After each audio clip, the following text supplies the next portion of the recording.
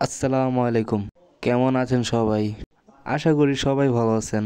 আমি আলহামদুলিল্লাহ আপনাদের দয়ায় অনেক ভালো আছি। অনেক দিন পর আপনাদের সাথে দেখা হইল। প্রথমে আমার এই কবুতরটা ডিম পারছে। এটা হইল আমার রাজশাহীর থেকে আনা একটা নর কবুতর। বাহিরের কবুতরগুলোকে ছেড়ে আমি একটু বসে থেকে কবুতরগুলোকে দেখতে থাকলাম। হঠাৎই দেখতে দেখতে একটা জিনিস চোখে পড়ল।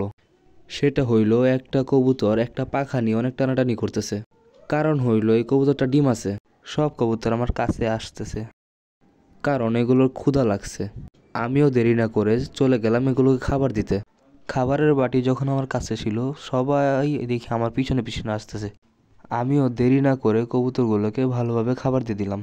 কবুতরগুলো ক্যামেরা থেকে একটু ভয় পাইতেছে, কিন্তু সবগুলোই ভালোভাবে খাবার খাইতেছিল।